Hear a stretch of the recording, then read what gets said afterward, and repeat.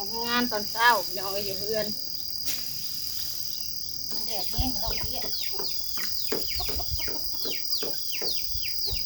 แล้วบ่แล้วกวาดโฮมกันไว้แต่ละจุดวันที่หยังจื้อวันที่สองวันหยังถึงวันหยังมันคันวันจันทร์วันคานวันจันทร์วันที่สองถึงวันคานสิไปโรงเรียนแล้วจากที่ลุยกันกับแม่มาจน3 ปีพี่น้อง ไปถ่ายคลิปกับอ่องเสหลังและพี่น้องเบื้องหลังบอกพามีชวนไปถ่ายคลิปตะกี้เพื่อนไม่จ่อยเพิ่นยังน้อยอ่องใส่ผ้าเพ ที่อย่าเสหลังโดยกับสบายดีและสวัสดีเด้อพ่อแม่พี่น้องเบิร์สุโขสุคนตอนเช้าเลยพี่น้องกินข้าวกินน้ำแล้วเลยก็มาเฮ็ดเวียกโตเฮ็ดแต่เช้าพ่อพี่น้องกวาดก็ใกล้สิแล้วเลยพี่น้องหัวหญ้าป้าไว้ลายมือเลยฝนตกห้ำมันหลดบ่เหี่ยวจักเถื่อพี่น้องก็เลยสิมากวาดโฮมกันไว้แล้วก็ให้มันเน่าเป็นกองไว้เลยกวาดลงบ่อนที่มันต่ำๆเลยพี่น้องให้มันพูนขี้ดินสูงขึ้นให้มันเปื่อยเป็นดินอยู่ทันเลยว่าสิมาถ่ายคลิปให้พ่อแม่พี่น้องเบิ่งตอนเช้ามื้อนี้เฮ็ดเวียกอยู่เฮือนอยู่พี่น้องบ่ได้ไปไสกันบ่ใส่สายก็สิไปหาเฮ็ดหาซองเบิ่งเฮ็ดอยู่แถวในป่าลองเบิ่งแต่ว่าเฮ็ดเวียกอยู่เฮือนก่อนพี่น้องเป็นจังไดก็ไปเบิ่งไปชมนํกันเด้อพี่น้องเด้อแดดเริ่มออกแล้วหัวหญ้าก็แล้วเบิดเลยทางนี้พี่น้องตะกี้หญ้าเต็มอยู่แถวนี้หัวหญ้าแล้วก็สิพังลักอันนี้ไว้บนอ้อมคอกไก่นี่แหละพี่น้องพังไว้ซะก่อนผัวได้ลักไม้เกณฑ์นี่มาแล้วก็พังเทนซุ้มนี่เลยนี่จำซาได้อันตะนางมาใส่ผัวตัวเก่ามันเป็นลักไม้สังไพดอกหัวเก่าที่เก็บมาอันนี้ก็ครัวแล้วเลยพี่น้องทางนี้ก็กวาดมากองไว้อยู่วางนี่มันรูปพี่น้องกองไว้นี่มันเป็นว่างกองมะขีหินเก่าสลัมน้อยเคยกองไว้ตะกี้แถวนี้หัวหญ้ากันย่างไม่แต่มะขีหิน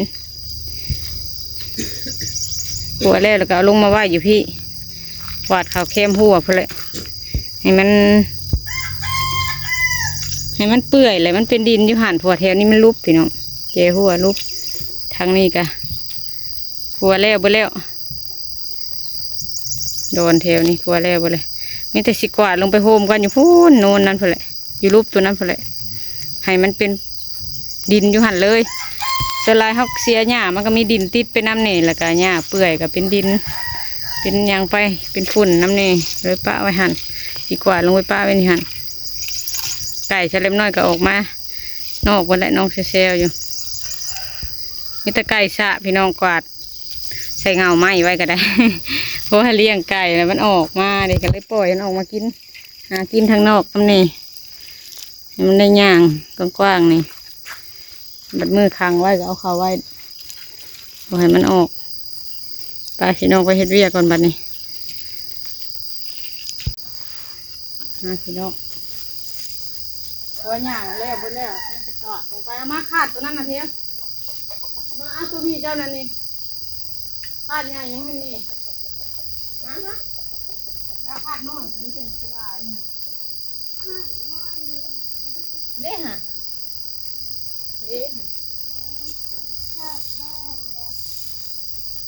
หัวหญ้าไว้ลายมือแล้วก็คนห้ามหน่อยยัดมันติดขี้ดินขึ้นอีกเลยง่ายบ่กวาดมาโฮมกันไว้มันจังบ่นะ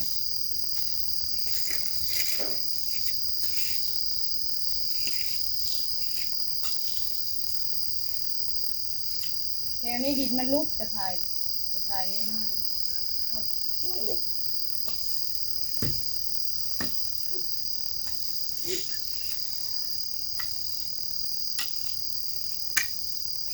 ลกขึ้นทั้งขี้ดินมันไม่ได้สั่นออกมันนะ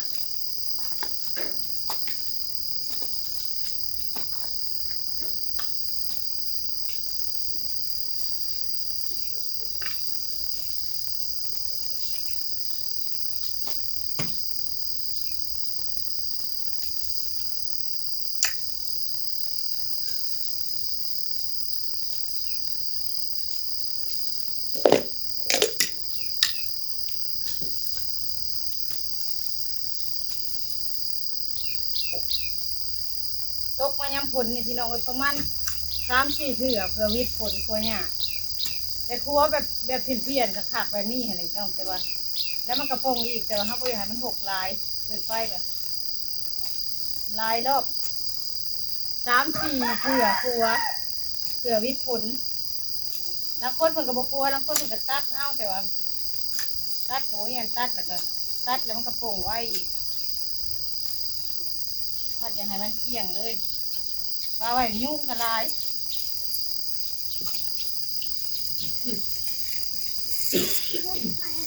มาโฮมเลยวันเดียวไปเป็นยังเทว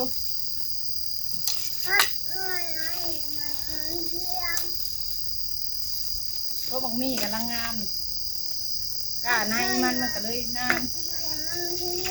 มีพระเจ้าหันมีแต่2-3 ปีเลยยังไม่ใหญ่มีแต่งัวกินบ้านนี้มันงามเลยมีบัวไหมงัวประกัดก็งามตัวแดดเป็นได้พี่น้องมันนี่จะเศร้าๆนี่ยังแดดเศร้ามากแล้วก็แดดออก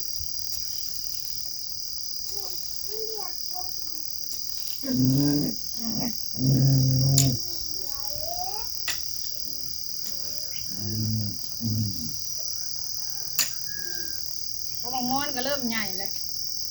ไอ้พ่อข้าเจ้าอยู่แคมทางเบื้องนั้นพี่น้องเลยทางเขามาประมาณ4-5 กกนี่แหละก็ตัวดกกระดกเลยแท้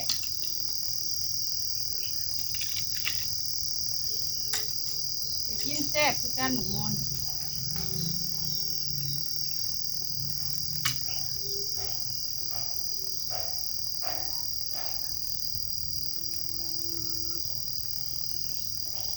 ต้มมาไว้แถวนี้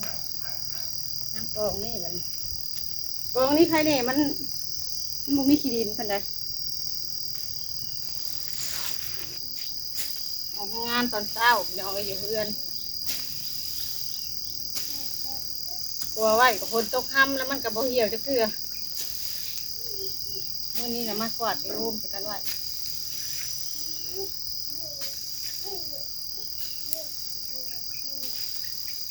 กวาดโฮมกันไว้บัดมันเหี่ยวมันฮุบเขาแล้วก็อยากเอาไปใส่เงาพวกไม้ก็ได้พี่น้องถ้าเอาไปใส่ตอนนี้นะมันก็ได้มันสิคืนมันกระติดเลยโอ่งเป็นหญ้าขึ้นมาอีกถ้ามันเหี่ยวแล้วฮุบไปใส่แค่นี้ตะโกงไว้เห็นมันอยู่จุดเดียวเดินเลื่อนจังเป็นมันเน่าอยู่นี่แหละติดดินอยู่นี่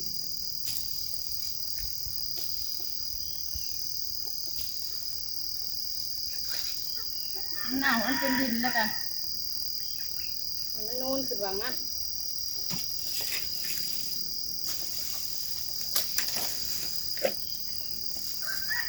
เงียบไปสักนิด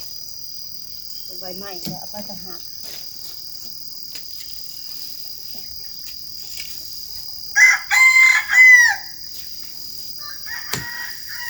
น้องบุท่านนี่ใครทราบว่าได้เฮ็ดพี่น้องเลย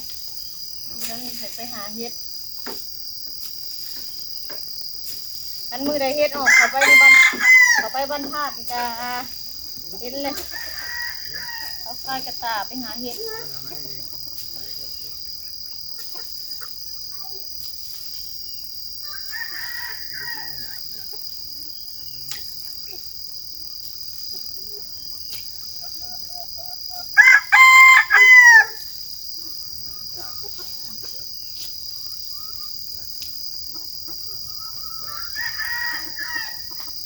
ยังไงเพื่อนเป็นก็กลัวเอาเนี่ย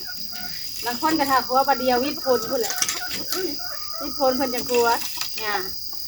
ปนางก็เขามาเพื่อนแล้วก็ขัวหยาเดี๋ยวนี้กันดีกว่ามันโป่งลายตัวไปเทเล็กเทน้อยเพราะมันบอกเบิดกับคอแต่มันบอลายเกินกระหกยุงที่เก็บไปงอดไป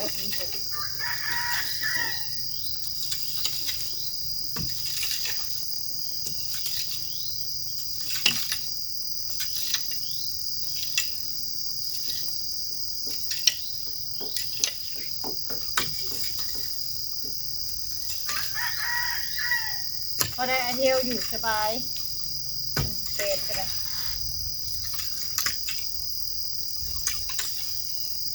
โคตรได้โคตร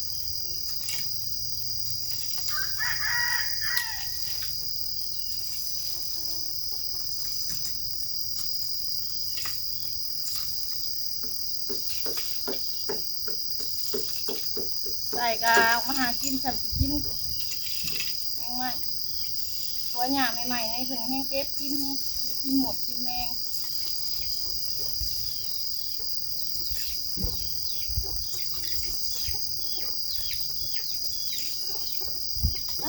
ต้องมาแดดแต่เช้าเห็นแดดแห้งเราเรียก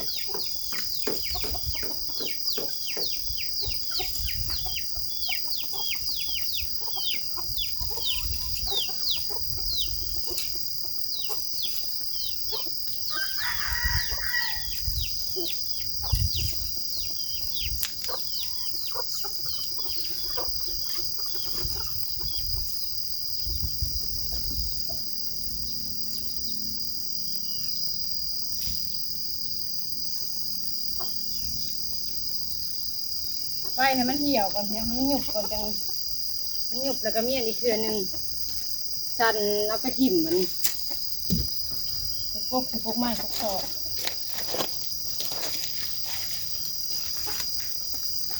เชื่อแล้วบ่แล้วกวาดโฮมกันไว้แต่ละจุดวางนั่นกะครัวแล้วเบ่แล้วเค็มข้อไก่โลบหั่นกองไว้หั่นตัวนะให้มันเปื่อยอยู่หั่นมันต่ำอยู่ใช่แล้วก็กองลงหั่นแหละพี่น้องไอเทวกระดินอยู่นี่สบายดีไอเทว สมบูรณ์ มื้อใดไอเทวสิไปเข้าโรงเรียนนะบอกป้าลุงดูวันที่หยังก็ฮะวันที่หยังจื้อ ที่สอง วันที่2วันหยังถึกวันหยัง มันคันวันจันทร์ วันคานวันจันทร์ วันที่2ถึงวันคานสิไปโรงเรียนแล้วแม่สิไปลัดเอาดอกตะแลงบางเราไม่ต้องให้เด้อลูกเด้อหูจักความอยู่บ่เลยหูบ่ให้เด้ออื่นสิพาไปตัดผมให้มันงามบัดนี้บ่ให้ผมยาวไปโรงเรียนเลยมันคานสิไปโรงเรียนเลยพี่น้องเพิ่นก็ได้จากที่ลุยกันกับแม่มาจน3 ปีพี่น้อง ไปถ่ายคลิปกับอ่องใส่หลังเลยพี่น้องเบื้องหลังบ่พามีส่วนไปถ่ายคลิปตะกี้เพื่อนไม่จ่อยเพิ่นยังน้อยอ่องใส่ผ้าเพ ที่อยากใส่หลังเพิ่นก็เฮ็ดเวียกซอยได้ตอนตะกี้ตอนยังน้อยก็ได้เฮ็ดหมูเฮ็ดนั่นเฮ็ดนี่อยากเก็บอยากง้างซอยตะกี้ได้เพื่อนไม่จ่อยนั่นได้อ่องใส่ผ้าเพไปถ่ายคลิปกับเจ๊ใส่เพไปหลังจากนอนกับปูผ้าเพเลยนอนแต่ยังน้อยบ่ได้เคยห่างกันพี่น้องเลย โดนนั่งนู่นเอาลินกินดินค่ะ เฮ้ยขี้ดินคักเลยอยู่เพื่อนพี่น้องมือนี่ขัวหญ้าแล้วอะไรบัดนี้มีแต่มันป่งหอมหนาขัวอีกพี่น้องเขาก็แบ่งเวลาขัวหญ้าฮะยามแรงลังเถื่อกะใต้ไปโคมขัวหญ้า มันบ่เห็นหุงขากดอกไผ่บ่ฮอดปันไดมันมัวกับใต้ไปโคมยันขี้เข็บไม่งอดแต่ใต้ไปโคมมาได้พี่น้องไปขัวหญ้าก็ได้ขัวหญ้าแล้วอะไรบัดนี้นี่แต่บัดแรกจังสีมีอันให้มันหยุบจักหน่อยหยุบพุ่นเละจังสีเอาไปใส่เงาไม้หรือว่าป้าให้มันเปื่อยตัวมันเปื่อยตัวมันเน่าตัวทั้งลุ่มนะมันก็สีเน่ามันมีตัวปกมันพี่น้องตัวทั้งเทิงกะซาวเอาไปใส่เงาไม้ลังเทิมมันนานเปื่อยอยากให้มันออกไวก็ซาวเอาหรือว่าจูดก็ได้พี่น้องจูดแล้วจังเอาไปใส่เงาไม้ก็ได้ทางหน้าเฮือนกะสิว่าหน้าเฮือนนะพี่น้องข้างเฮือน หน้าเฮือนทั้งนี้เพราะว่ามาเห็ดประตูออกทางนี้ก็หมองมอนปลูกไปกันใหญ่เลยก็หมองมี่ก็นี่ก็อ้อยก็ยังไงก็หมองหงนี่มันมาเกิดอยู่นี่เลยป้าเลยก็หมองยุ่มนี่กันใหญ่เลยเด้นี่ก็หมองยุ่มอ่ะนี่ใหญ่เลยเริ่มได้ห่มได้เงาอยู่ได้ก็หมองยุ่มกะกดอกไม้แถวนี้นี่กกลิ้นมังกรพังไว้มันก็เพเริ่มเพออกคันปลูกใส่กระถางมันก็เต็มถังเลยพี่น้องก็งามอันนี้ก็กกอันดอกไม้จะกกผู้ช่างเขาเอื่นมันดอกสีเหลืองดอกพี่น้อง ดอกเหลืองๆดอกสังลืมสื่อเลยดอกสีเหลืองอันนี้นั่นกุ๊กว่านนั่นวันคนหรือวันโจดวันนี่ช้างเลยวันมาแต่บ้านเท่าไหร่กุ๊กเดียว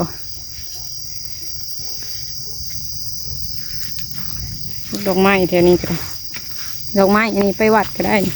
เวลาเสียไปวันศีลวันอย่างกระเด็ดหักเอาโลดนี่ไปมัดใส่ทูบใส่เทียนอันนี้เขาเอิ้นก๊กจืดเขาเอิ้น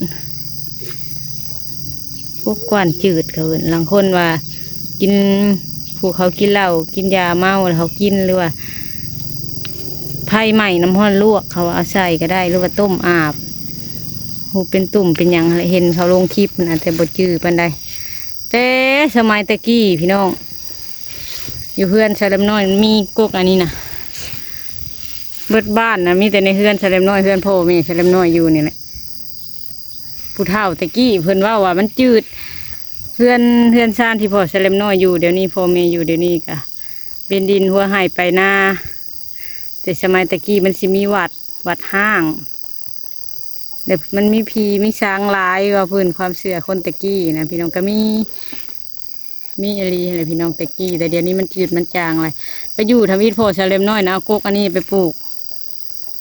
เพิ่นว่าพี่ย่านนี่แล้วว่ามันจืดนะมันสิจืดสิจางไปเกี่ยวกับไม้นะพี่น้องคนโบราณตะกี้แต่รุ่นปู่เพิ่นแหละรุ่นพ่อของพ่อชาเลมน้อยเพิ่นเอาไปปลูกเพิ่นว่ามันจืดมันจางแล้วก็อยู่กระครอบอยู่พอเป็นดินหน้าตัวเองเลยพี่น้องแต่ว่าเพิ่นให้วัดตั้งวัดใส่แต่กี้เป็นวัดห้างแล้วเป็นนี้แล้วก็เป็นง่ายแล้วก็เป็นเอื้นว่าเป็นอย่างเอื้นผ้าแต่สมัยตะกี้ผ้านี่วัดแล้วเป็นง่ายจากหันแม่นเบิดแถวดินในเฮือนค่ะบนอยู่จนมาหอดเฮือนเอื้อยใช้เล็มน้อยเพิ่นเอื้นว่าโดนวัดห้างแต่กับตะกี้กับเครียดอะไรพี่น้องอยู่กับบ่ได้คนจนย่านแต่พอเฉลิมน้อยเพิ่นก็ไปอยู่ขอเศร้าเลยเพื่อนอยู่ทางในบ้านมันก็ใกล้ซีพี่น้องก็อยู่เท่าคือมือนี่ก็บ่ได้เป็นอย่างนี่แต่อยู่ก็แห้งอยู่ดีไม่แห้งพี่น้องเลยจากที่คนเบิดบ้านเขาย่าน ก็อยู่ด้วยความโจกความดีพี่น้องเพิ่นว่าเอาโกกันนี่แหละไปปลูกตะกี้เพิ่นว่าตามความเชื่อพี่น้องก็อยู่ด้วยความดีเขาบริคมเพลงเพิ่นเนาะพี่น้องขออยู่ขอเศร้านี่ก็กกดอกไม้คือกันกกดอกไม้อันนี้ก็ได้ปลูกพอได้ยามไปวัดเฉลิมน้อยกับมาเฮ็ดงานอยู่เพื่อนตอนเช้าพี่น้องครัวหญ้าอยู่เพื่อนนี่แหละแล้วไปเลยยังแต่อนามัยขึ้นขี้เหงื่อโตทีเป็นทงหยอกทงยางอะไรพี่น้องทงขนม